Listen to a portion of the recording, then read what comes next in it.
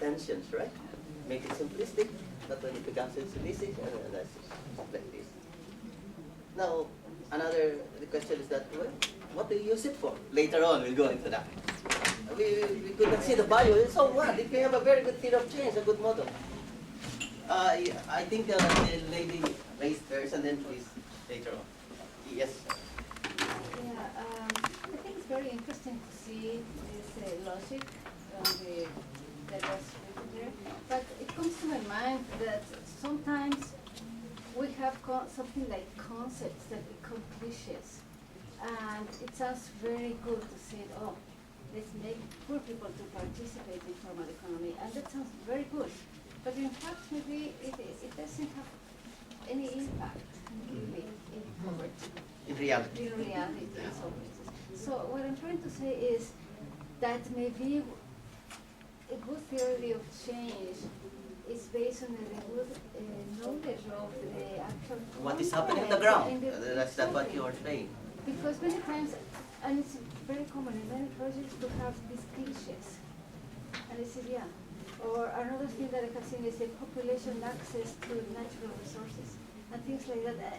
And really, when you go to the field, see that is not connected to the actual poverty. Maybe it increases the poverty. Mm-hmm. And maybe, for example, to increase population in formal, that's a very important word, formal economy. And in many places, people that could be considered poor, that have informal economy, may have a lot more money than those that are informal.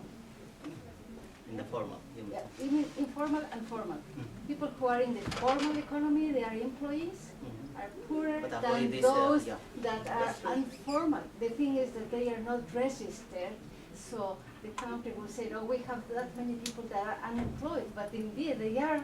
But actually they are a lot of money because they don't pay taxes, right? Exactly, they are doing their own business. Yeah. So what I'm trying to say is that we have to be very careful on using those cliches. Yeah, that's true. That's part of it actually, part of our analysis when we do our theory of change in strategic planning. We have to have a good grasp of what's happening on the ground. That's why it involves it. We do not just arbitrarily do it. It's a matter of, yeah, I think. That's what we're asking why we should do that. I think there are two ways, as two steps. Why to use or how to use the theory of change. The one is at the start of the evaluation, even at the start of the intervention. Why should we use a lot of money of the resources in this intervention to make explicit the logic of the intervention, make because the chance to get qualified input from all us. As you said, this doesn't make sense. So we, at the start of the intervention, we have this exercise with this theory of change, and we make this intervention explicit to all the parts, all the interested parts in the intervention. Later on, the evaluator will use this theory of change to assess where to collect data and what kind of data. Yeah. Data for the indicators. Yes. Yes. Yeah. I think I could see your point. Later on, we will go into that, and we would like to bridge through. We would like to connect why and so what. If we have a good theory of change, and we came up with a good model, well, what did we use it for? What's the sense of it? What's the value of it? Actually, that's the focus of our workshop, right? Not only understanding ToC, not only trying to reason out against the argument. We want to see the value of it, this use in our practice. Otherwise, why do we have to go to undergo this workshop if we do not use it? No more question? So this is a kind of sample. I'm not saying the samples that we're doing here are perfect, but it helps us, it aids us in learning. You may have better ideas that you could share with this session.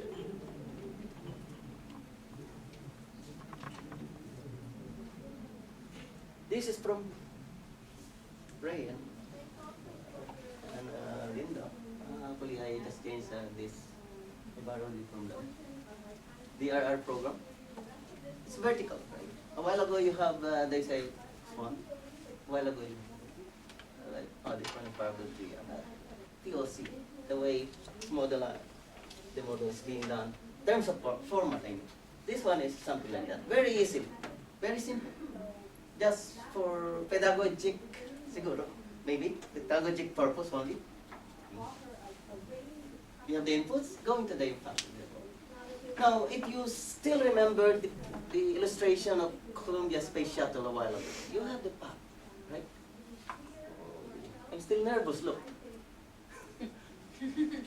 There, you have the start, you have the goal and the target. Why do we have to do ToC? If we have a very sound, strong ToC, we could establish definitely what is our target, our goal.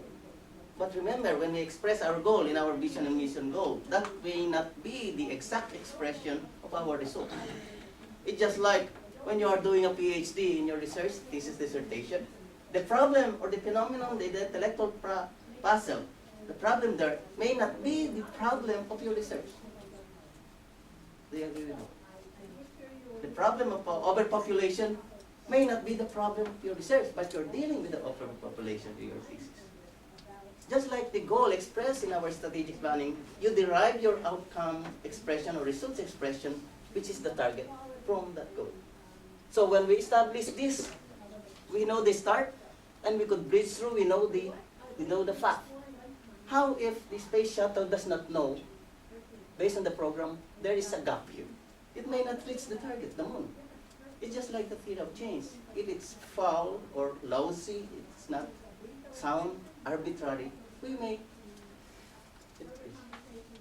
That's the issue. That's the use of the theory of change. We know what to measure in the first place. When we go into the matrix of evaluation later on, identify the indicators, or even perhaps the design questions, evaluation questions, you will see the value of the ToC, the expression that we have here. Remember that there are a lot of indicators that we have to identify. But as evaluators, do we use all the indicators that we could find under the sun? No. More or less 3 or 4 in one outcome.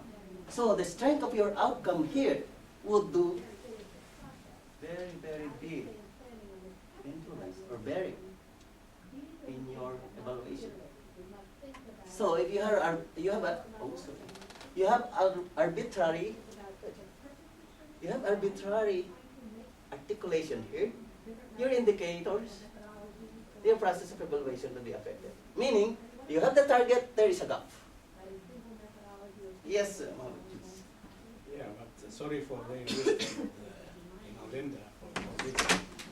But what it is missing is, in the outputs, the number of seminars and the number of training communities does not mean that we have increased awareness.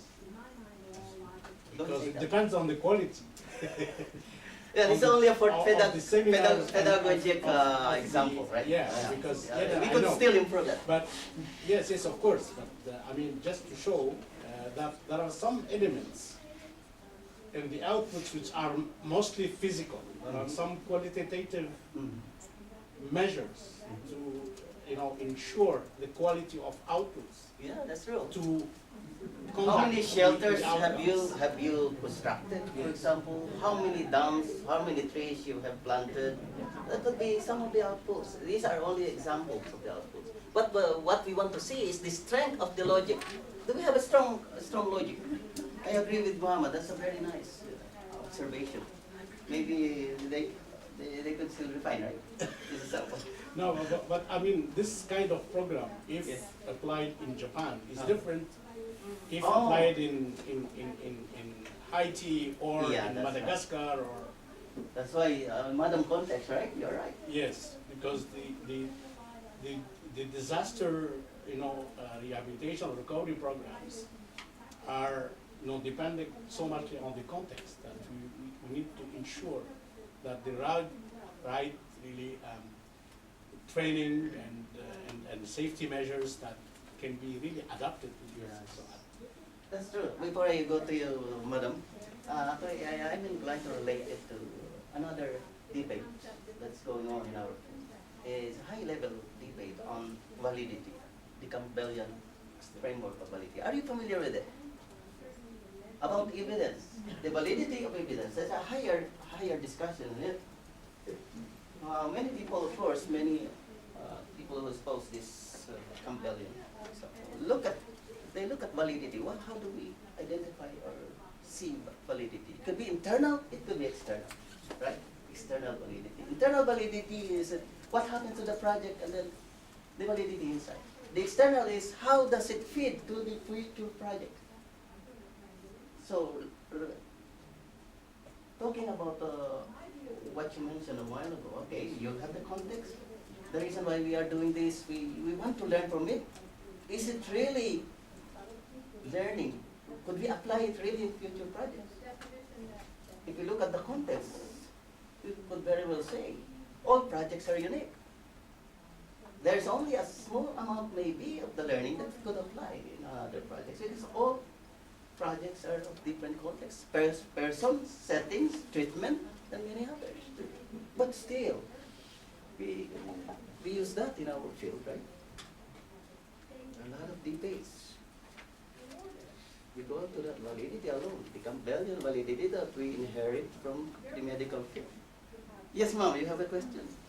Yes, I would like to ask, what do you think about how much researcher, is it important if you think theory of change that you open these activities, for example, this example, training and campaigning. Training, campaign to educate people. So that what kind of training, because I think there can be different kind of trainings and they can include different kind of assumptions, what works in training, and I think what do you think is how important it's open, what kind of training could be useful and effective?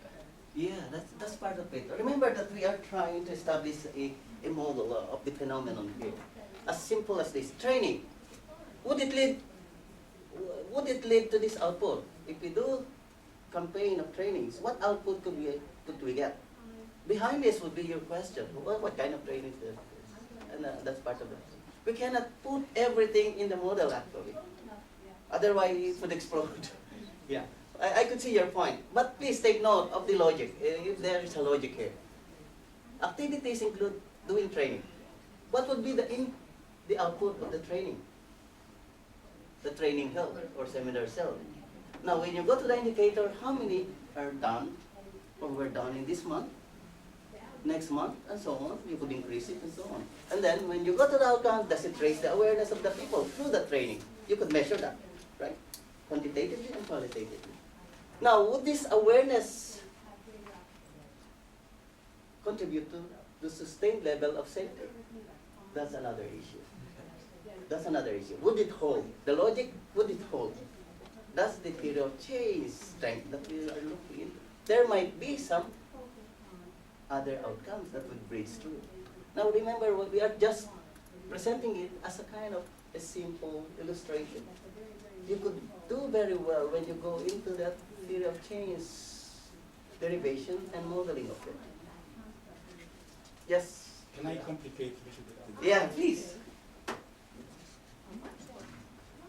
Where we assume that a community get trained Yes. and another get not trained. Yes. That's a So control. do we have the same Mhm. reaction towards the disaster? Yeah, that's actually part of our job. I mean, using what we call a counterfactual. Yeah, This is- counterfactual. Okay, we have a community that was not trained on that. And in order to ensure that they may have probably to react in the same way, go to, for example, to the Maybe some of the bunker. community people would have some jobs in that community and that they could share with their good friends what they have learned. That could be contagion, right? So the change here is, should be, as you said, I mean, should have its internal validity, but also external validity when applied elsewhere. So we need to test that. Okay. So, another question? I had a, Yes, I please. just had an observation. I think the three different examples you've shown us of This one, Yeah. okay. I think the interesting thing for me has been the arrows going back and forth, and I think that's where those logical relationships. This one. Yeah. Well, all of That's them. all of them going there. Yeah. And I mean, most of them are pretty linear. For example, in this, I would think that if I were to think through a theory of change here, or to sort of look at this more analytically, I would think that when there is a feedback mechanism used, that whatever feedback comes out of it needs to go back into. So I think something that's really thought through, and if I were to sit with whoever's designed this, I would sort of say, so what is the feedback going to be used for? Merely having feedback doesn't mean that you're going to improve. I mean, your program is fantastic. So I think, and in the next one, you've got the Linda one. Okay. Too short, sorry, I don't know Linda. Okay.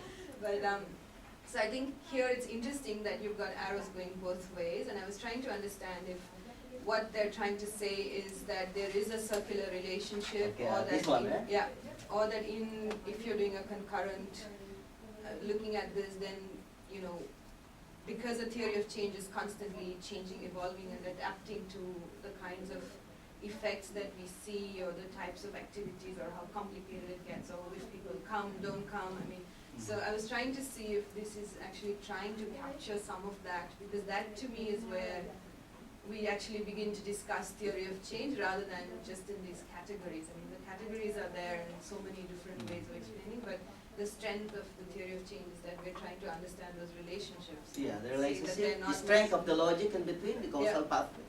Yeah, Okay. yeah. We want to establish that because we cannot put everything here. Remember, Sure. this is the universe. This Yeah. is the phenomenon. We get only a chunk of it. That is research. We cannot embrace everything. We want to model that. And then try to explain to the audience like you, oh, this is it, this is how it works. That's our theory. And the responsibility rests upon us to prove that theory. That's how we work. Yes, ma'am. Just one small thing. If we look at this model, what happened, like I can give you an example. There was a program like income generating activities. So people were trained how to make candle. But in villages people don't use candle. They have their local lamp like hurricane and they like to use it. And when people call the evaluators to measure the outcome, and the outcome was that the training program was totally failed, and the people were trained to, income generating activities, and they made lot of candles, and those candles were never been sold in the villages. So if there is no space in between outcome and outputs, there is a conflict between the researchers and the programmers. They don't accept the research findings, and the researchers, they are not interested now to do the evaluation. So I think there must be a space, or I don't know, maybe I'm wrong, that how can we minimize the gap between measuring the outcome and output? So when we do not do, like, we do lot of programs, but sometimes all the programs are not context specific. It is like donor driven. So we have to give the training on income generating activities, and they give the training on like candle making, and those were failed to make the results.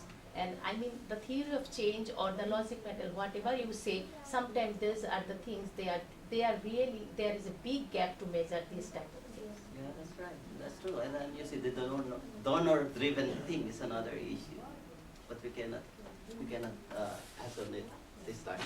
Yeah, yes, ma'am. No, I think what this relates to is this whole aspect of the design of a program and the implementation of the program. Because if the design is flawed from the beginning, then when you're evaluating, you can't evaluate either the design, the evaluation has to take into account both the design and the implementation. But generally, the evaluations are geared towards evaluating the implementation. And therefore, then you end up, evaluating a program which has been faultily designed. So which is very, very problematic.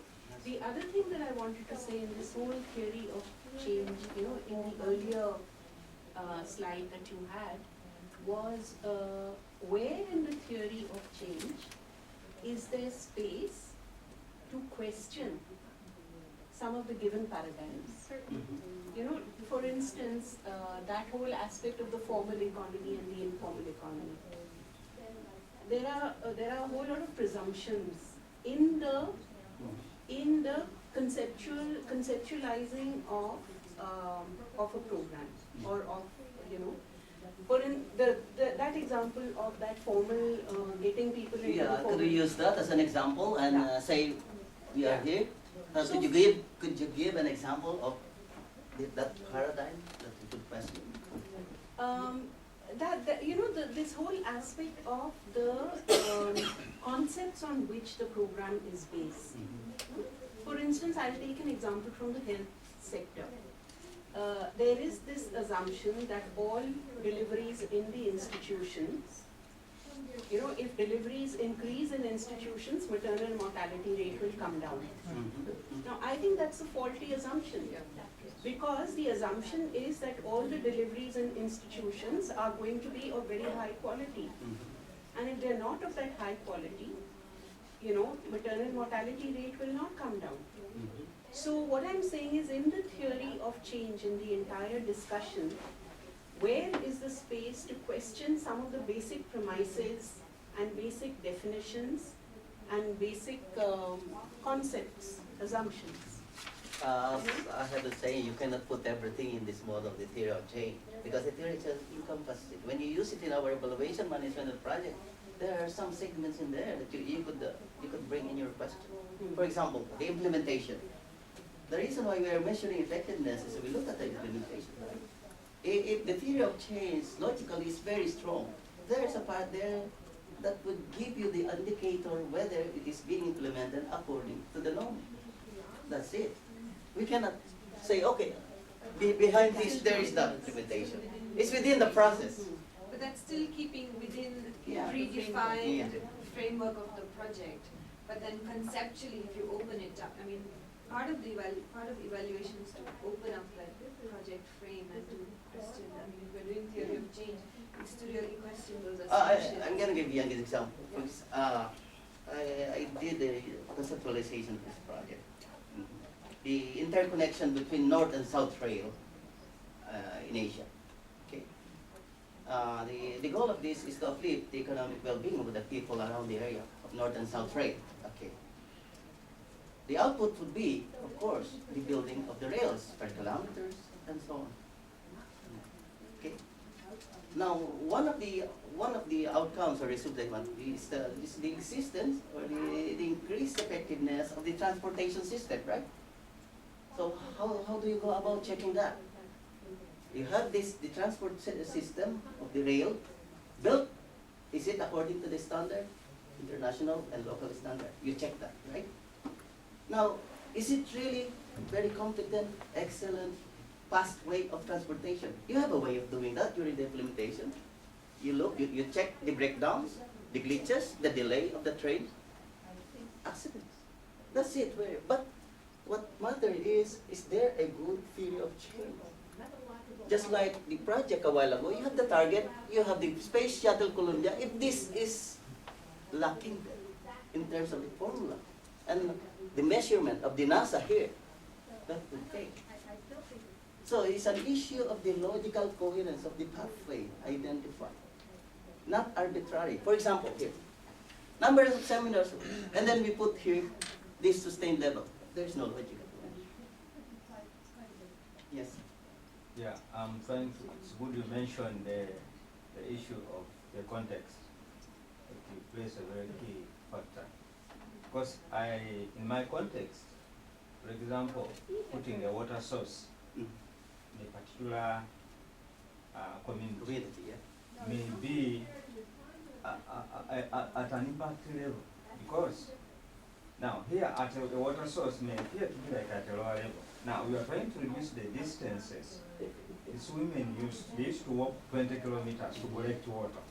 Now I've put a water source, they are now walking 3 kilometers to get. Now when you look at the actual impact in the concept that we are trying to build, is there reduction in diseases, infections and all that. But to me, if I've reduced the distances walked, it's an impact. Because one is they're saving on the time to go and take care of the children at home. They are reducing on the time to go and cook food for their husbands. To go, I mean, now when you look at the real theory of change, You mean you are reduction going to of the look at, systems is part of the in my result? context, what I've achieved is something which may be, I mean, somebody maybe I don't know who's looking at this or evaluating this project, but how did the construction of the water source lead to the reduction in the death rate? I mean, to me, I it can may see not your point. apply. Part of the designer. Yeah, so I think the context plays a very important role, and also looking at what was the background before, what was the problem like. I mean, it's like if you have seen that you try to contribute, because at a higher level, there are so many key players. There may be government, there may be even the people themselves, there may be so many things that could really contribute to that change in the theory. Yeah, that's right. Yeah. Context, and then the way you look at it during within the process, the implementation, right? I'm gonna give you an example. HIV, the use of condom. Maybe one of the outcomes or the effects would be increased use of condom. Now, if you don't look at it, alright, and you have 70% increased use of condom. Now, when you go to the ground, the increased use, people are getting it, and the children are playing with the condoms, making a balloons of the condom as part of it. So you could see the context during the implementation. Now in Kenya, this is a very popular story. One of the outcomes would be the increased livelihood, household income, in the use of mosquito nets. You do the impact evaluation or RCT. But behind this, the findings, one of the findings was, household did not use the mosquito net to protect them from the mosquito. They used it for the fishing nets, but they increased their income. Look at that. That makes sense, right? So we could see really behind this, we cannot see that during the theory of change, but we are after is a very strong logic, theory of change. And part of that involves the process of how to go into the actual happening in the world. Yes, Mom, you were saying? Yes, I'm a bit wondering if you think about evaluation in practice, which is based on the logic of this. So I am wondering, how can we make any conclusion on the basis of numbers of seminars and numbers of trained communities about the awareness? Because I'm now thinking, there's the qualitative. Yeah. We are here at the output. Remember that outputs are deliverables that we could quantify. When we go to the outcomes, this is where we measure the behavior, because we say outcomes or results. Results equal outcomes. Now, when we go into the time essence, you have the effects, you have the outcomes, you have the results. Please take note of that. A bit confusing. Generally, we could talk about results as outcomes as well. All the results, you have here the input, the resources or the inputs, activities, the outputs, the effects, the outcomes, the impact. Okay? When we talk in general, results or outcomes are the same. But when we look at this results-based principle, effects, outcomes, and impacts are all results. Later on, I have a diagram. Now, where do we use? We measure the number of seminar cells, right?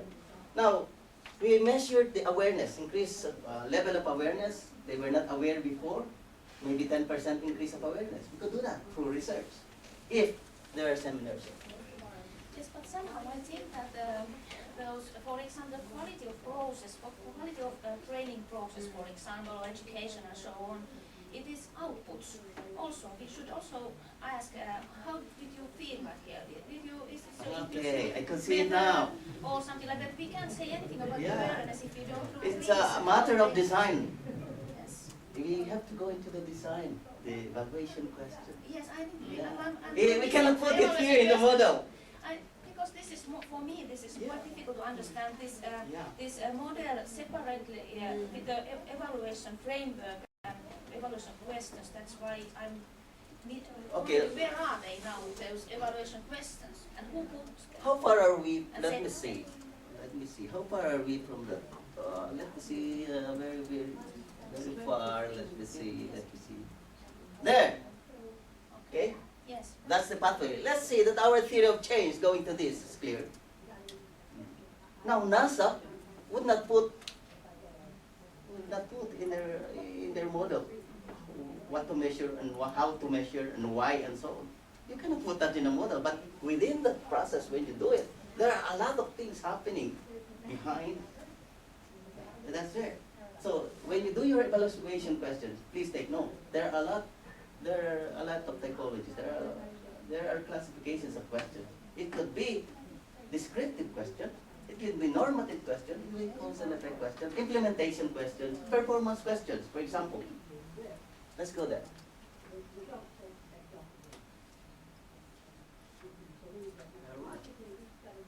There. You measure numbers of seminars held. Now, with this seminar, result to raising of awareness. You have the community trained. A community non-trained. It could be quasi-experimental. It could be the exposed. Quasi-experimental.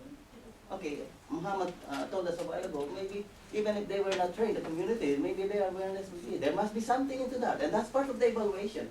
We look into that. Why? So to what extent, for example, is a question of description. How many are trained? How many underwent the training? Now, a question of norm would be, was the training or the trainings done according to the norms or the standards? So there's an issue of how we design our evaluation question. But the important thing is we know the pathway. And our evaluation questions, including the indicators, will come into play once we have a very good pathway. I think we should put those evaluation questions to these models. And say them It's very hard, I think. explicitly, because I think the main thing for the fair evaluation is to say why we are doing Later on, this. I'm going to show you how we do that. But in education, if you think about the results of education, so it's very important to know the quality of teaching and learning processes. So it's not, for example, it's easy for me to follow the number of seminars which we have which offered to our teachers. But what is the quality of those? Are they made, for example, in the working communities and with parents and with children and so on, students? That's the issue of, you see, evaluation. So it's not only the number. No, There's something. that's right. Because we can follow the teachers' number in the north of Finland and in Helsinki and in Turku and so on. Yeah. I have your point, but it would be very good to include that. Look at the evaluation report. How many of you are writing evaluation report and you have seen evaluation report? Do you see the indicators there? Do you see all the processes in the evaluation report, especially the executive summary? No. Because if you put everything there, the world would become crazy. Just like our model. Those things happen. But we could not put everything in the model. The model aids us to understand whether our theory of change is very strong. That process. Yes. Yeah, please. I have a question. As evaluators, we usually arrive when the design is already made, and or we're asked to review the design, or we come when the project is being implemented, or at the end. So there is a theory of change of those who designed the project, Yes. and there is a different theory of change Yes. that we as evaluators have to make visible. That's why we recreate, we revisit. Do we agree that this is the theory of change? Otherwise, we cannot measure. We have to set the parameters of measurement. That's where we need participatory approach. Yes, I agree that there are programs, especially lately, that there are theory of change used as the basis. But before, 10 years ago, projects were done. Unknowingly, there is that inherent theory, but they did not create it. But now, okay, there is a program. An evaluator comes in. We have an existing theory of change. What do we do about it? So that's the participatory nature of development evaluation. You have to arrive at that. Now, in the issue of whether the design is faulty, who will decide? May I ask? How do you know that the design is faulty? That's another big issue. It was a question raised in one conference. Based on evidence. Yeah, what kind of evidence? What is the evidence? Who will set the parameters of whether the design is faulty or not?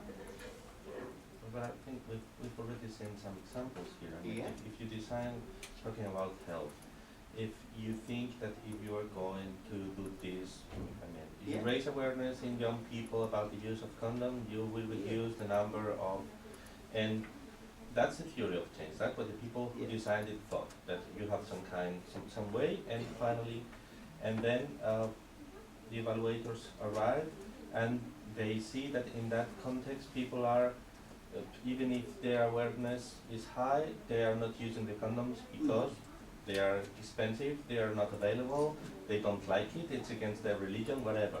So you have an evidence that that theory is not working. Even if you raise awareness, you're not getting to the results that you expected. Yeah, okay, that's part. I think so. Now, you came across the word evaluability. Evaluability. Am I pronouncing it right? Evaluability. We use it during prospective evaluation. The evaluability of the program. The program is still in the planning board or already designed. You do evaluation. And that's where you determine whether it's a good design. But more often than not, we don't do that.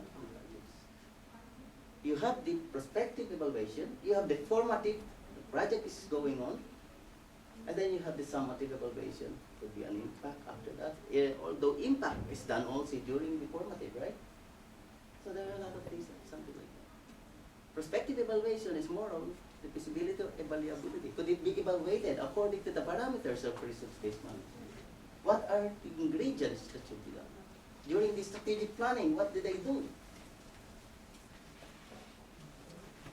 So there are a lot that we could talk about actually. We could stay here 1 week or 2 months, but let's focus on this. Okay, illustration. I will go into the basic premises, conceptual basis. Let's care for the logic. Let's see where coherence is weak. Why refinement is needed? Would there be a semantic or articulation relationship? What is better? These are suggestions. Please look into it, and you may suggest what is better. I want to put in this idea that our practice is evolving, emerging, fluid right now. There are a lot of confusions, debates. We don't agree with some terminologies, some concepts.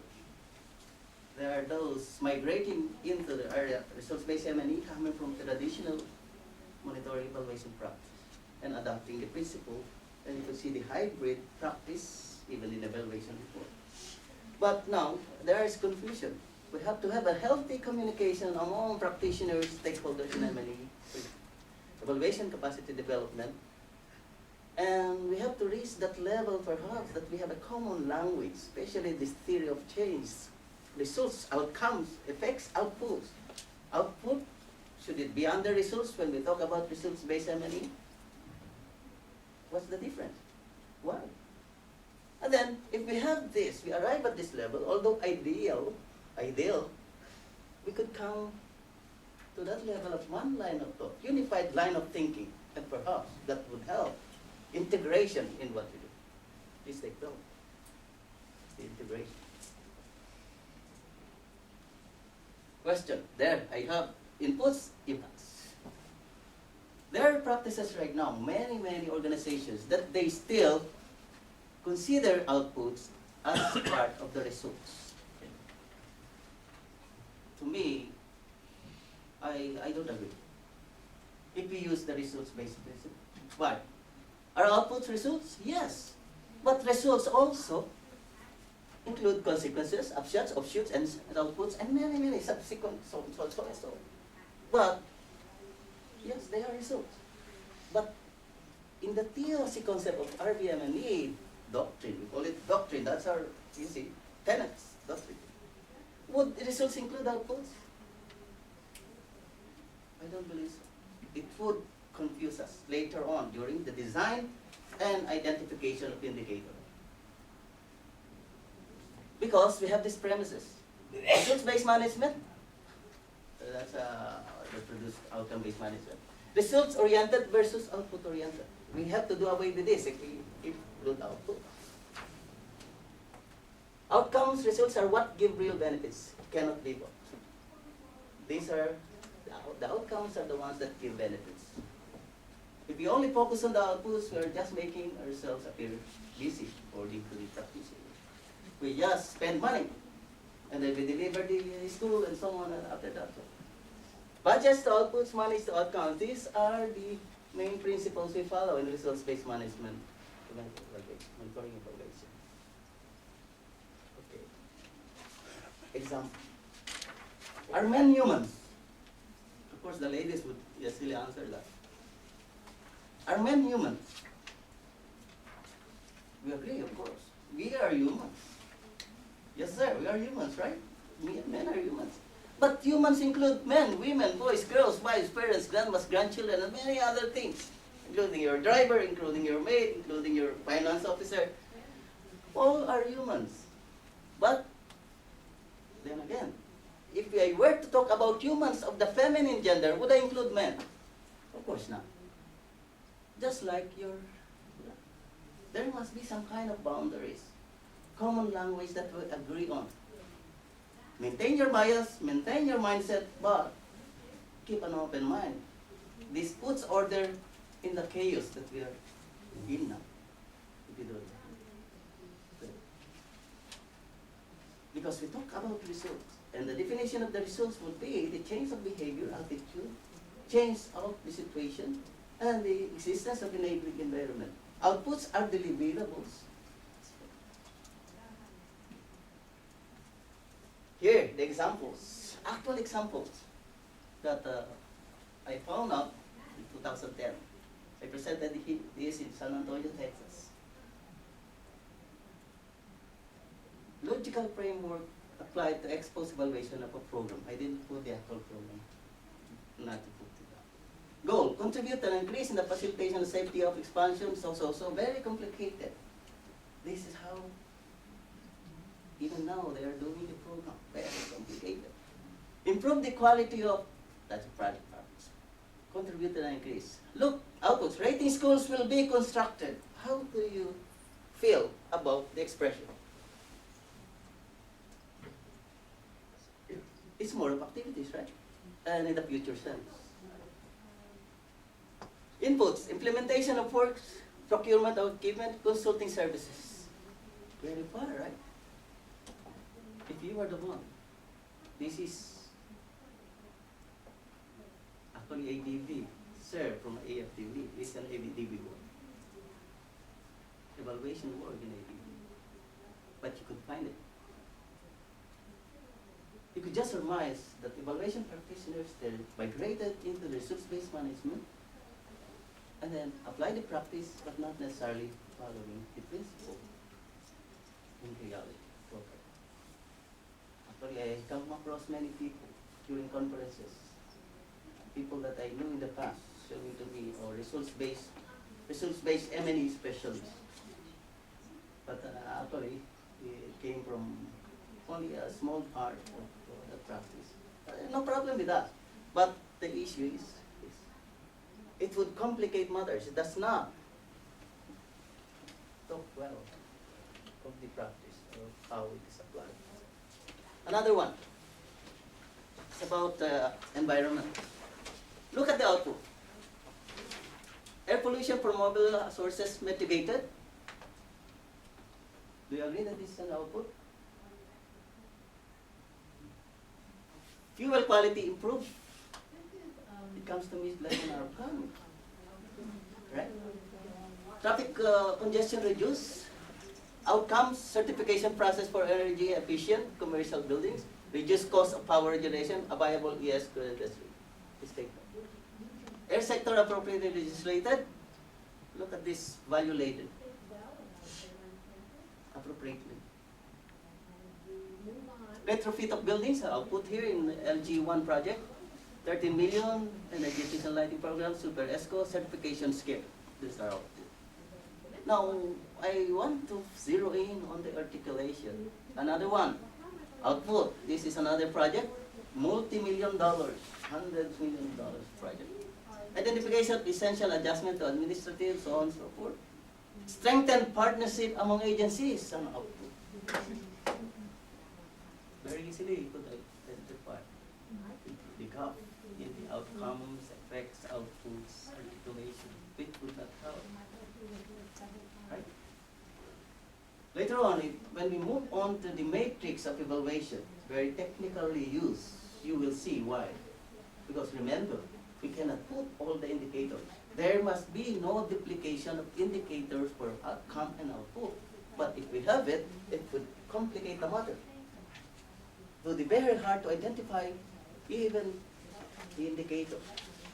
There might be some duplication of indicators which will make your life crazy during evaluation. That's where the ToC, the strength of ToC comes in. Here, impact flow. Increase effectiveness of the agencies responsible for other. What do you think? How do you measure effectiveness? Does it include efficiency? Any economists in our group? Muhammad may be an economist. How do we differentiate between efficiency and effectiveness, aside from spelling? It's always an issue, right? Economists know it very well. Yes, sir. Effectiveness is normally goal attainment, and efficiency is cost efficiency. Yes, maybe a related cost. The Japanese know it very well. Always related to waste. Can you say efficiency? You have a 100 million work project to be done in 1 year. If you're a good, effective manager, you could do that within 1 year, 100. But if you're a very effective, efficient manager, you could do that in 80 million within 3 months. Very efficient. So efficiency always related to the use of resources, effectiveness, both including the achievement of the outcome, the objective. But here, increase effectiveness. Another one. Outcome, this is MM, this is the megacities, air quality improvement, sector development, outputs, drafting of flows, training for CAP building. Is that an outcome? Very well, you could say it's not an outcome. The drafting of flows would, to me, come as an activity. Training for capacity building is an activity. Now you might wonder, ABB paid a lot of money for this evaluator. We are not putting it down, but we are just using it as a sample of learning. And you could very well see, if you have access to evaluation reports, it's happening right now because of the confusion. The emergent quality, the emergent states of evaluation practice. The unclear understanding of what ToC is in relation to the evaluation design, and then the results framework. Is actually logical framework or result framework to them. So, ToC model is not just a pile-up project. It's cut and paste and so on. And normally that's what happens. Organizations getting outside consultants, but of course, new to the urban practice, adapting what they learned, what they read. So on. But of course, that's part of learning anyway. You can develop later. But this is a reality that's happening. Cut and paste work. Theory of change is built on strong logic. The stronger the logic, of course, the better. Now, I made a change here. It's not actually. Yeah, this is the change. I think what you have there is. Yeah, change. ToC model sample. I'm not saying these are perfect. You can refine it. Some of these are lousy. This is an object power discussion argument. Somebody saw it, a good practitioner, and said, why are you approaching it in a logical framework way? Do you agree with that? No, it's not a logical framework. It's only a tabular way of expressing the form. Logical framework, LF or LFA, is an approach of evaluation and partly we use in strategic management of the problem. Because logical framework has columns and rows, it appears to them as logical framework. No, please don't tell me. Just like the SWOT analysis, also put something like this. SWOT analysis is as LF. Okay. So this is people-to-people multicultural education Czech Republic. I was involved in this during our class in IFTA 2008. And if we look back, we did some kind of funny thing that needs improvement. Maybe Muhammad could see very well what would happen. Is this a very strong logic? Very easily. The project was only like this. Lectures from people to people, lecturers, course materials, easily. You could add some more activities. The main activities are lectures to students, training of teachers. Now when you train teachers, when you lecture students per day, over the radio, over the TV, 2 hours, would it result to raise student awareness? The problem was Czech Republic, no, nobody here. According to that problem, in Czech Republic is more or less homogeneous society, right? There are foreigners now, Mongolians, Vietnamese, and so on. The government noticed that there is increase in attacks against foreigners. So that's not good for the society because it would create chaos. Yes. So they want to increase the tolerance among multicultural members of the society. So they did this people-to-people curriculum of education on TV program, 2 hours. Now, the logic model of the program that we came up with is this. We want to raise the schools community's tolerance to other cultures. What do you think? If we raise the schools and communities' awareness to other cultures, would it increase tolerance? If we raise the students' tolerance, would it increase the schools or communities in general? If you raise students' awareness, would it raise their tolerance? A bit simple, right? It's very simplistic. But does it make sense? See, my one other question is it schools or communities, or is it schools and communities? Because you can't, you have to have different interventions for increasing communities. Yes, the program was run in schools and run in communities. There are some tests. So it should be groups, yeah. and. Yeah. It should be and, not or. Maybe. That part maybe of the refinement. What do you think of the logic?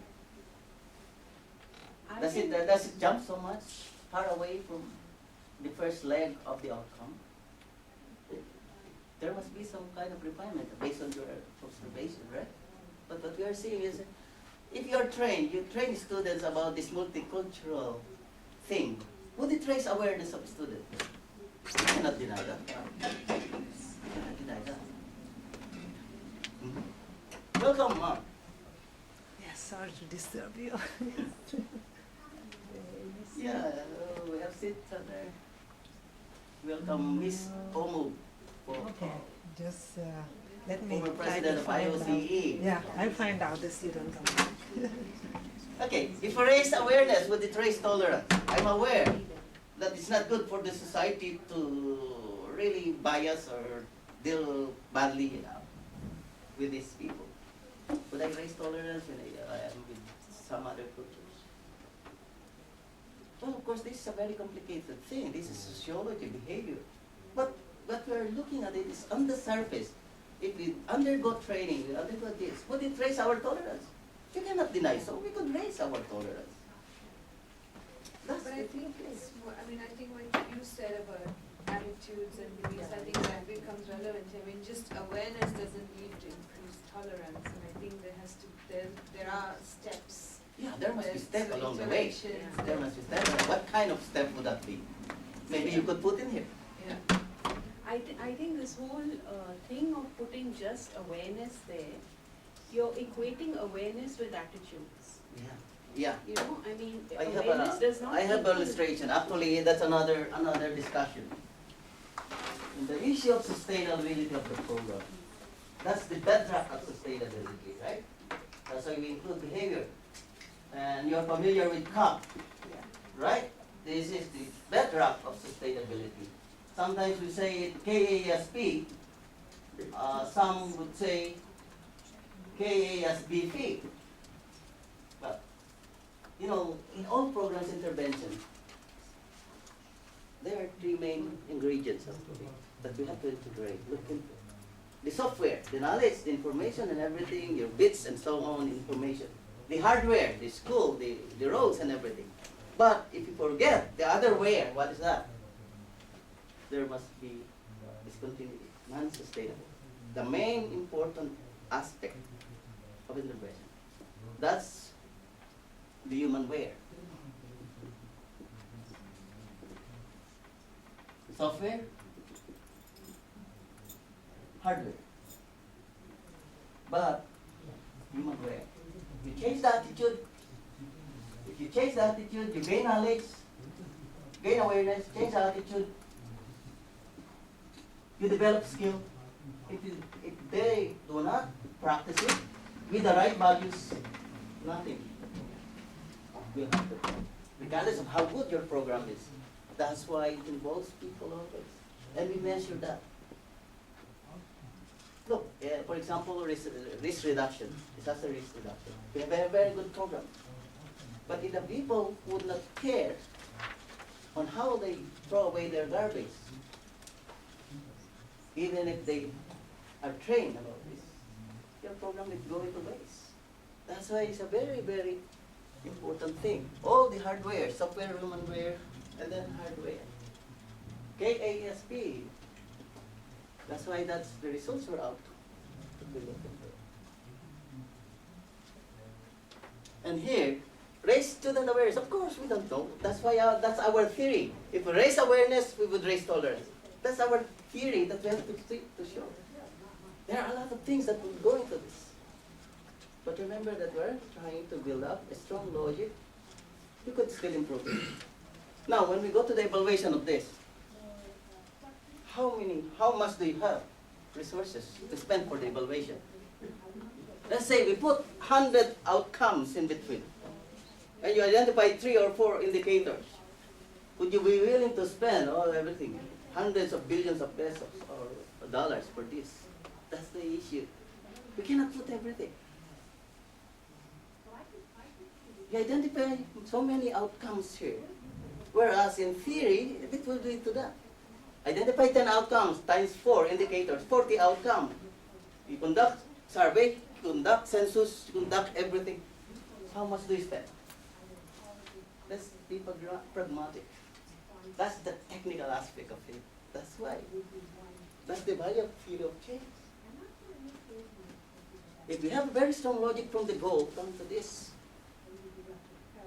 Doing away with non-essentials, although those are still important. We could do with evaluation. What happens after this?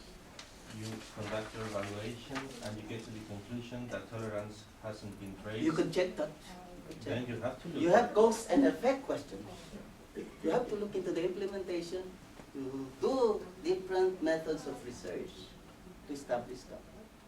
To prove your theory. Remember, this is evidence-based practice. In the legal field, what evidence do we talk about? If this were a criminal case, your evidence should be a proof beyond reasonable doubt.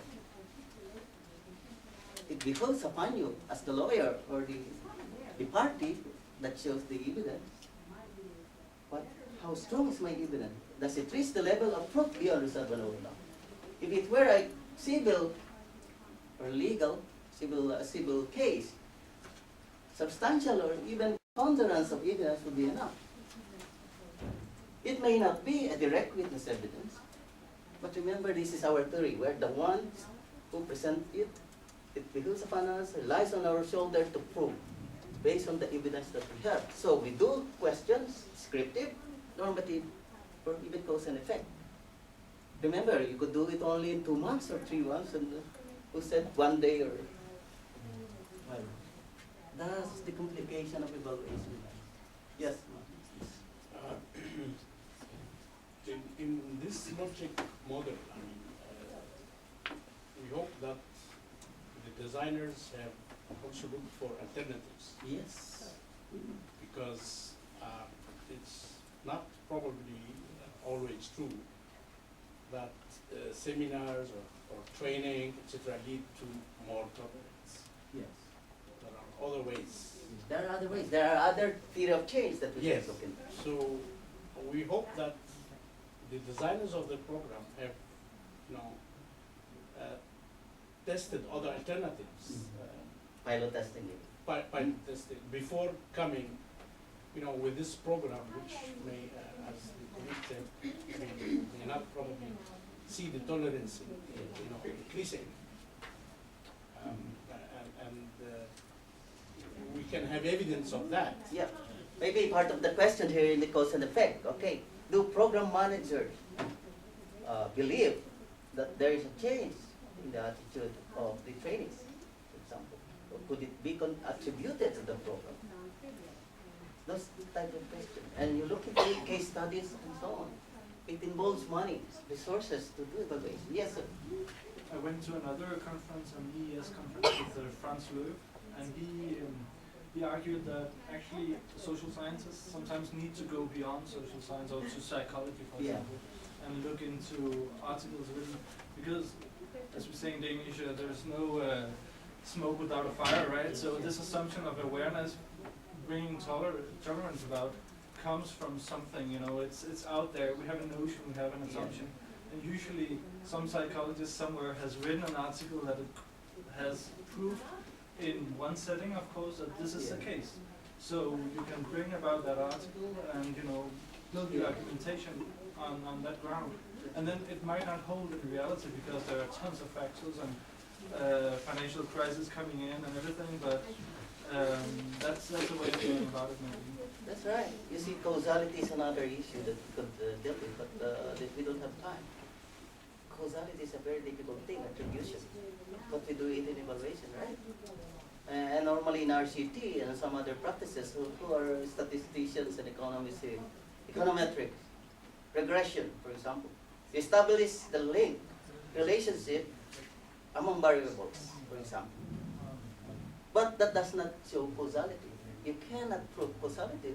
Establishing only the link or relation, strong linkage among variables. For example, econometrically, you could look at the variables of, say, green gas emissions, right? The increase of green gas emission, and then the variables of the existence of pyrites. You do regression. Does the absence of pyrites increase green gas emission? A weird thing, but you could establish that, isn't it? That's regression, establishing the link quantitatively. For example, another one. He may be my brother. I could establish the link, per link. You may be my cousin. You may be my brother. She may be my sister. She may be my daughter. This column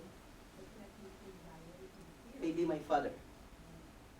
I could establish the link, but who caused me? My father. Econometrics would not be able to establish that my father caused me. It can only establish the link that we are father and son. That's econometrics quantitatively. That's why we involve mixed methodology in our research. There are a lot of debates about that. But still, on its face value, we see, based on our theory, this is a theory, please.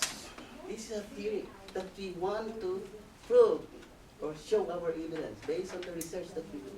We are not sure whether it would hold. That's it. The strength of the evidence that we do would provide. I have a question. Yes. I work in the agricultural sector and education as well. And I work with universities. But our donors always want us to show that what we are doing with the universities is impacting the smallholder farmers in the rural areas. But our focus of implementation is training postgraduates. So how, as evaluators, do you address that issue where the donors want you to show that you are doing X, which is far out there, and yet actually what you're doing is working with postgraduate students and making sure that they they are good graduates and they do good research. But you're expected to show that this process is changing the livelihoods of farmers out there. Okay. Is that part of the design of the program? Established ToC that this program is intended to reach this target? We don't know the context of the program. It's Maybe in the the program was established, this is the main goal. It's in the vision and the mission Yeah. of the program That's why that we have you to want release you want to reach the farmers, but your actual The main implementation activity processes is training has the postgraduate. yes, nothing to do with. Okay, in terms of research, yes, because their research is supposed to be participatory. You work with farmers. So it's an but issue of you work with 4 or 5 farmers. strengthening the ToC, right? Okay. It may be one of those, I hate to say that, it may be one of those projects that are lousy, not soundly designed. Maybe, we cannot be sure because we don't know the exact context of the program. But if it were only activities of training the postgraduate, then after that, what would this postgraduate do? Does it increase on? Maybe it includes that.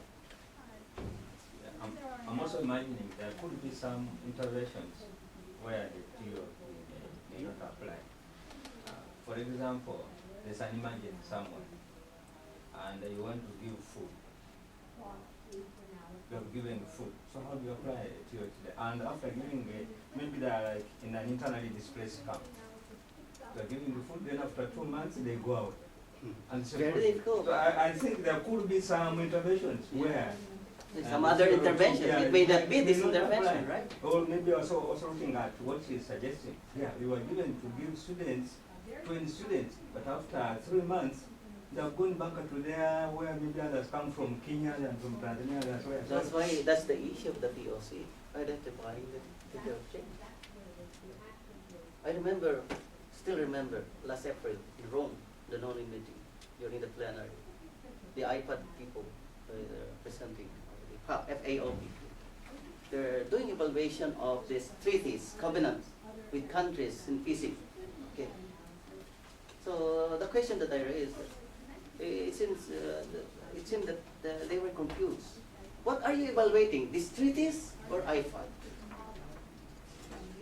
Please, the iPad is the one doing these treaties, negotiating with them.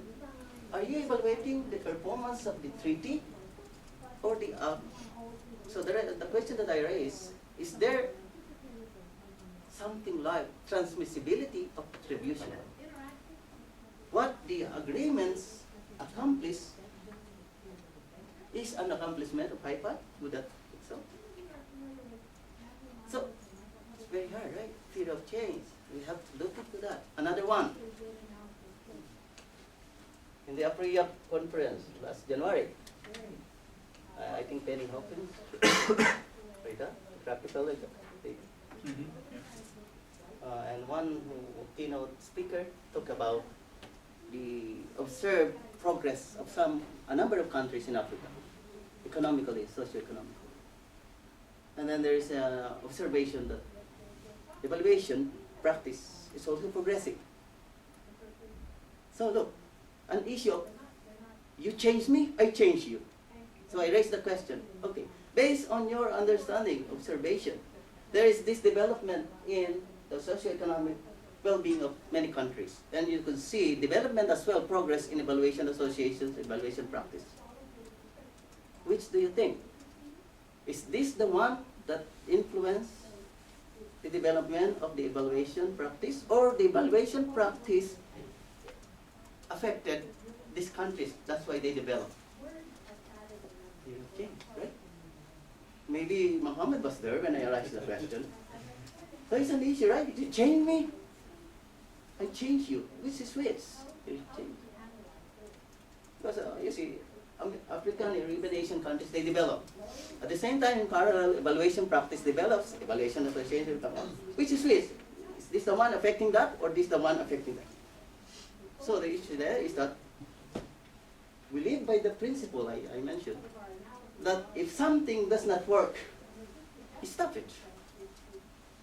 Do you have evidence that shows that the evaluation practice or evaluation associations are the one affecting the progress of these communities or these countries? What are your evidence? What is your evidence? Yeah, she was raising her hand first and then later. Yeah, I'm seeing examples you're giving are of projects, and I'm just wondering about a theory of change for a network. For a network. a network, yeah. Or for a community. We're gonna be talking practice. about that maybe first day or third day. When? The panel with Jim Rogue, Nermin, myself, and then Senda Ophir will talk about that. Please wait. The network, evaluation of the network, what does it do? Is it helping? That's the focus of our panel. Yeah, because I'd really like to see, like for example, the European Evaluation Association. Yeah. What is its theory of change? Yeah. That's the focus, actual focus of our panel discussion on Thursday, I think. Please be there. I'm not gonna answer it today. Oh, I will have a presentation there for maybe 10 minutes. It's Jim Road, Senda Ophir, Michelle Tarsilia, Nermin Wali, myself, chaired by Muray. So that's the actual topic, and then please be there. Yes? You were raised your hand? No. Well, that's a very good question, because you see, evaluation associations and practice is emergent, very fluid right now. What does it do? What do they do, right? Do they influence the progress of a country, or the progress of the country bearing on the progress of MNE? Yes, Suman. So my takeaway from this discussion is that probably we need to have, causal and effects analysis before, undertaking the evaluation, because otherwise, as you rightly said, we don't know which causes, is affecting or driving the change, and this probably will have to. That's an issue of research, right? To devise the evaluation methodology and research tapping and on the strength of our the logic. right people, like the program that you have described. I mean, we're going to assess, on the smallholders, farmers, the effects of, postgraduate program. I mean, may not probably the right way. The right design. Yeah, but for the evaluators, I mean, who is embarking on such evaluation, going to understand what kind of, extension package has been delivered to these small farmers from the postgraduates would be probably misleading. That's why what we need is probably to evaluate Yes. actually the program itself, and then understand how this program is affecting small houses. Okay, related to that, let me draw this.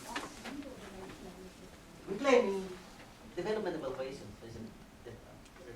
This is basic both. That it helps us to what? To do the right thing, right? Do the right thing. Are we doing the right thing?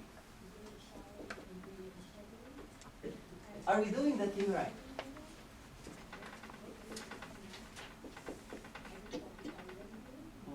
QM, doing the thing right. Doing the right thing is different from doing the thing right. Okay? Are we doing the right thing? Evaluation should bring us there. Are we doing the thing right? Evaluation is not there. Or are there other right thing to do?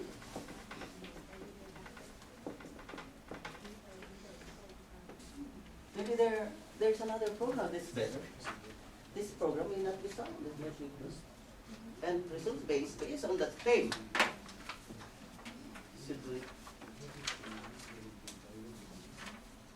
Are there other else? Other people?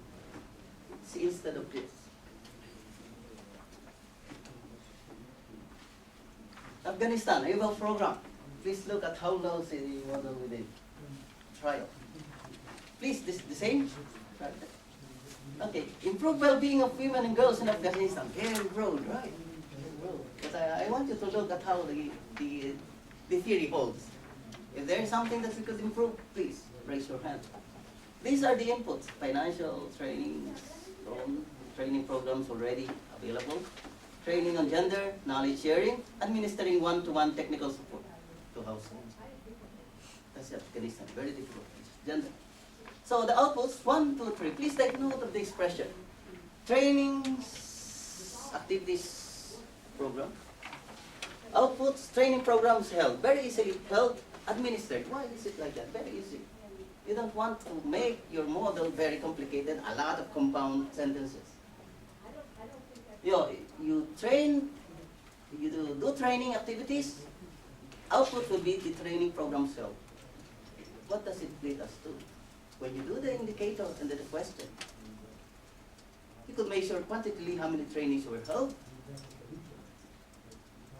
to what extent, what are the subjects maybe, how many held. Now, would it lead to increased awareness of evil issues among NGOs and people? Please take note, it didn't say here that the NGOs, because we don't want to complicate it. It's only a working theory that we have. In fact, this will not appear in your evaluation report. It's part of your strategic planning and your design. Not everything could be included. Improve policy environment, increase commitment of NGOs, GBV is gender-based violence. Improve implementation of the EBAW initiative. Would it reduce violence against women? If the violence is decreased, would it improve the well-being of the women? Maybe, but there must be some others.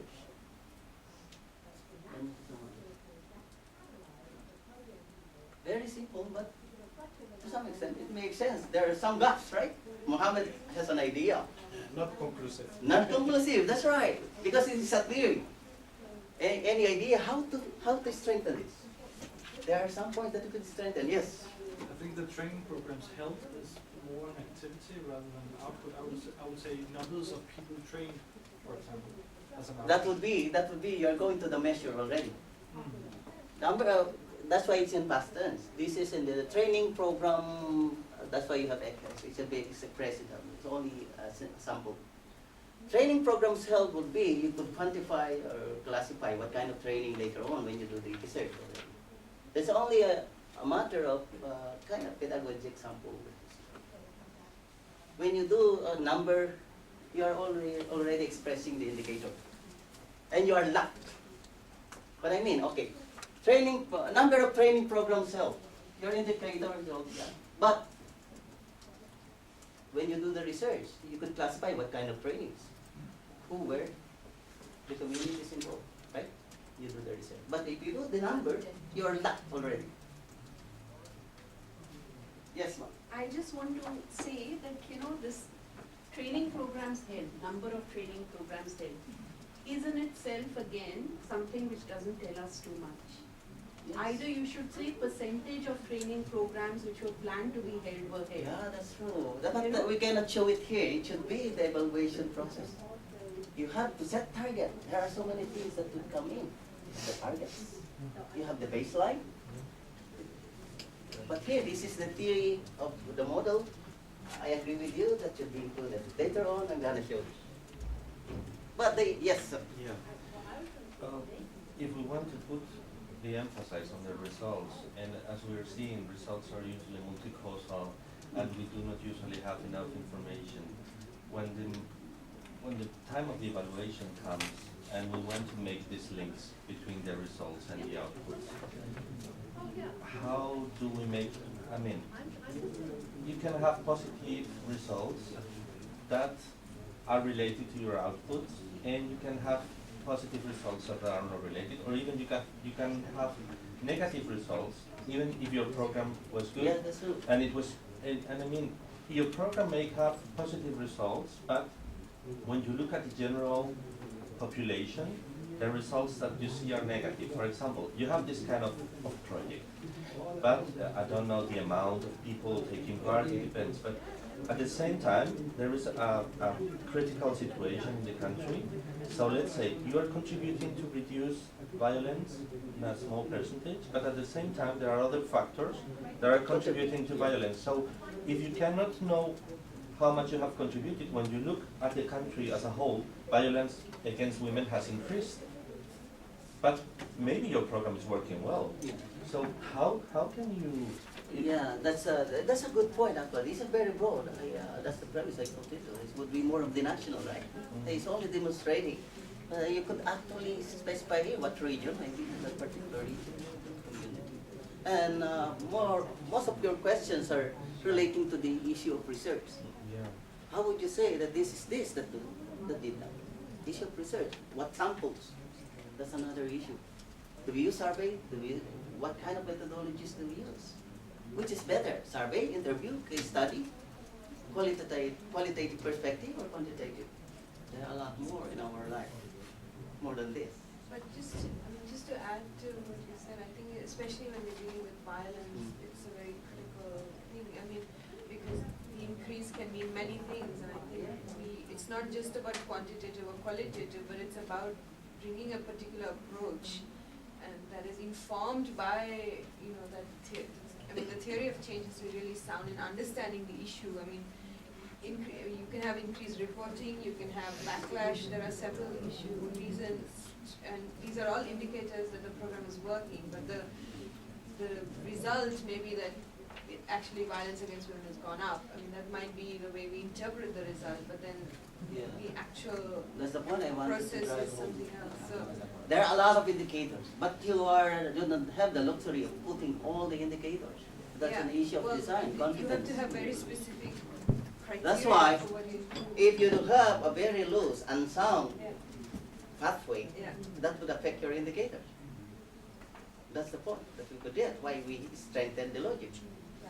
But the point I think is, that I think I'm struggling with, is that your theory of change, when you spell it out, it should also reflect these sort of nuances. Yeah. If it doesn't, then your theory of change is too simplistic. And if you say it can't fit in here, everything can't fit in here because you can't put everything into a model, then I think it's problematic.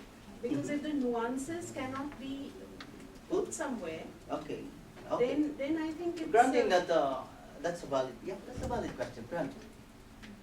What's our alternative?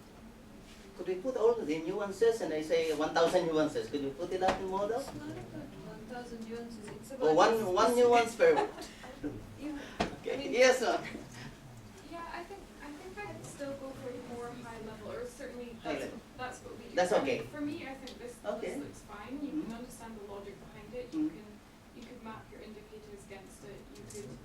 You could, have your theory of change. Depends on the evidence that you submit and present, right? But I think also you've got to think about, what you're encouraging is that as you're developing the program, you're thinking of mapping. So that's the point. Selecting Then the it's population. The evaluators that go back and they question. They say, is your theory of change still holding? Is it correct? Were you wrong? Did you not understand all the contextual factors appropriately? But that's part of the evaluation, and I don't think you could build in too much at the design stage because then it becomes overly complex. So I think that's it.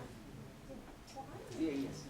That's one question here about this increased commitment of NGOs towards, eliminating violence. Could we measure commitment? That's a question also. Yeah, is it really an outcome or something that?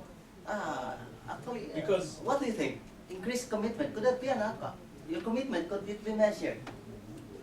There must be, you have to agree, establishing a parameter of measuring commitment. Well, please take note, outcomes or results are not measured per se. Please take note of that. We are just saying we measure results. No. In reality, we don't measure results or outcomes.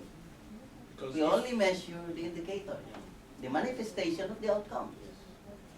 Here, if NGOs, are not committed, so they're not part of the program. I assume. How could we measure commitment, right? Just like in environmental field, resiliency. How do you measure resiliency? How do we measure sustainability? Maybe to some extent we could do that. In fact, let's change our profession. Because we cannot measure. Now the issue here is that fit. Maybe we could think of some other outcomes. We could think of some other that doesn't. But commitment may be, to me, maybe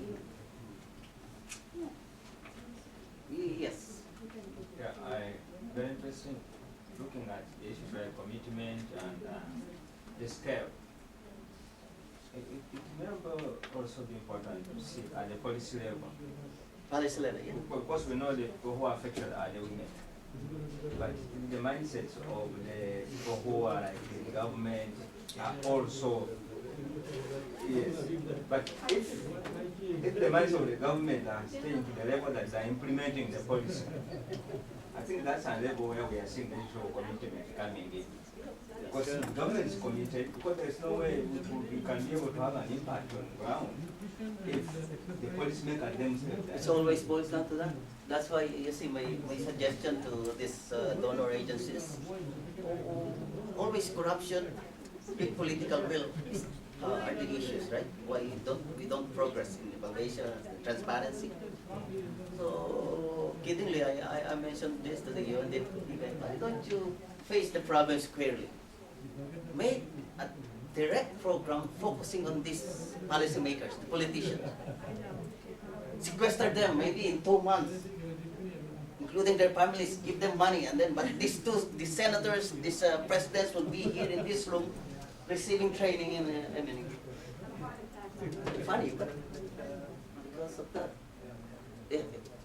Evaluation commissioners, heads of departments are undergoing training, including the staff. But the people up there, the power, are not becoming well versed into this. So what will happen? That's the dilemma that we have. And we have to work under that condition. That's a reality. There are a lot of problems in this world, you see. Okay. You were raising questions? Yeah, this was a little bit related more to the question that the gentleman or the comment he made. And he was saying that you have done a great program, you work and the program is perfect and this is violence, for example, but in other areas it's increasing. But I think that is a part of the problem of contribution and attribution. So you can separate and then you can distinguish, and it doesn't mean the theory of change has to see the whole thing, but maybe because it's in a specific program, the theory of change will look at that program. Of course, the other things are involved in terms of the issue of attribution and contribution. That it could be the contribution of to resolve the problem, but the theory. Does the program contribute to it, or does it is the progress or the change being attributed to the program? That's your point, right? Yeah, because many projects have that problem. That's the problem. That It's an it issue does help to reduce the. I mean, it does help in the population that you are working with. But in general, the numbers show that the problem is increasing, but sometimes it's a question of how to measure. For example, if you increase the information and awareness, maybe more people is registering the problem, and before that, maybe the low registration that we had before, something that probably was lower. But when you have more numbers that are registered, it seems to be higher, but it's not. But the program is really helping to that specific population. It's an issue of research. How do you determine It that? is a term of research, but also is a question of distinguishing the contribution to a specific population. So in That's the role of evaluation. Well, determine whether it's contribution or attribution. There are a lot of theories. I came across the theory of no change of Senda. That's interesting. Theory of no change. Theory of action of hope. Or do view for hope, right? This is another one, another format. Please take note. Increased resilience of communities. Cambodia. What do you think of the logic? There are a lot, right? Effects and outcomes. Reduce morbidity to waterborne disease, increase resilience. Looks hopeful. You increase awareness, you improve implementation, you increase preparedness if you have good implementation, you increase access to resilient potable water. How is it related to that? Now, if you agree as the evaluators and then the program managers that this should be the theory of change, you have to measure all of this, right? 1, 2, 3, 4, 5, 6 outcomes times 4, 3 or 4. Many indicators already. And then what indicators? Please take note. The reason why we want to establish strong logic, your indicator here should not be repeated as indicator here, because you're fooling yourself. That's the issue of strong logic. If your articulation is marked with this, it's very hard to establish segregation indicator. How much more the evaluation question? Remember that this is some kind of prototype of the design. Okay. Sample questions in the CVD. We're leaving our presentation. How are communities better prepared? Question on outcomes. How successful was the program improving mitigation practice? Do you think this is a valid question? How successful? How do you get the data? How successful was the project in reducing so and so? Has the program resulted in increased access to potable water? Question of attribution, cause and effect. No. To what extent was the necessary physical economic environment in place to support the program? Issue of implementation. To what extent? Descriptive. You go inventory, you go to the records. Is there evidence of environmentally responsible behavioral change? This is cause and effect. Have there been unintended consequences? Contagion, contribution, okay. Negative. Negative effect. Question, how are communities better prepared for disaster? Please take note. And then, there are a lot of things that we have to do as evaluators. Please take note. That's why in our theory of change, we cannot come up with a very simple bridge towards the causal pathway. And we came up, for instance, with 100 outcomes. Better change our profession. That wouldn't work. 100 outcomes, imagine. Yes. Oh, I didn't notice. We are finished already. Please take note. There, another. And then here, please take note. Granting that we have a strong logic of the goal, you could put it, and then you set the target, the things that you are looking for, the measures. So could we length. If you So you can put that impact here. You can put the intermediate results and so on and so forth. A sample of the small portion. Now, if your logic is not so strong, you will have a difficulty establishing the measure, the indicators. Establishing the target, establishing that.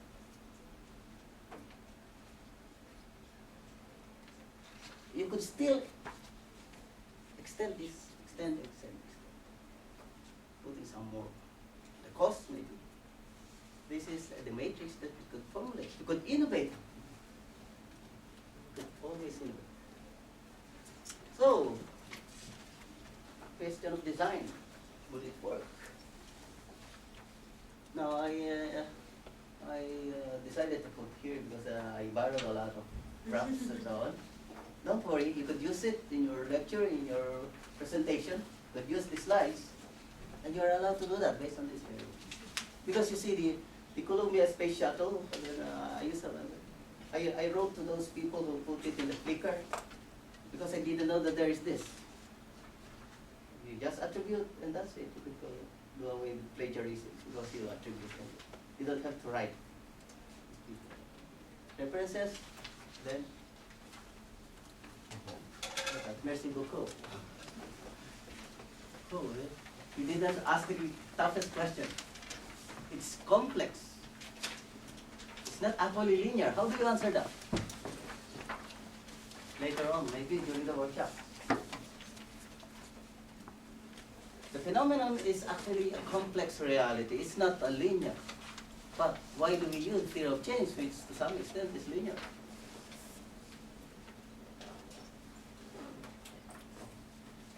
Do you want me to answer that? An example now?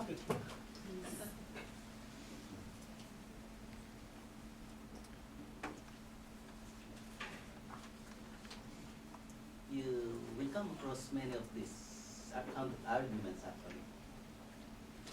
The way I look at it, you see, this is an emerging profession. Many people, especially the theorists and the philosophers, of course, it's a human tendency that we want to be unique. We establish our own identity and originality, academic respectability. So we build on the existing knowledge. We challenge the conventional knowledge such that we could put our mark into it. That's good anyway, but to some extent, we want to establish common language. Use the existing knowledge. If it makes sense, use that. Use that. That's why there are challenges to the ToC. Yes, it's a complex phenomenon. But why do we have to do ToC, which is linear? I will answer that. Example. Who are in mathematics? Are you familiar with the linear formula? Y equals to x plus 1.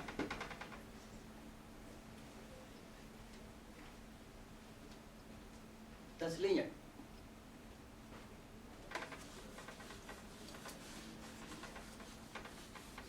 And now, are you familiar with this parabola? Oh. A squared.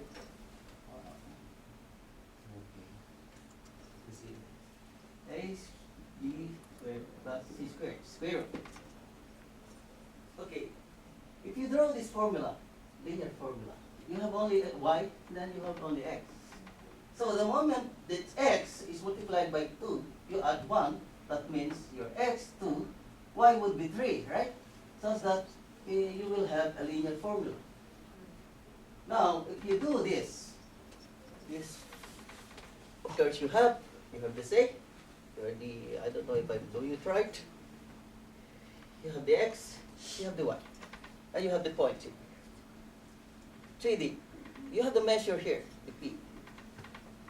So it's very complicated, multidimensional. Okay. Our point here is that the phenomenon intervention is really complicated. In mathematics also, we have 3-dimensional. But are we saying that we have to throw away y to x plus 1 because it's linear? We don't do that. It's a theory. Both are the same. Both are true.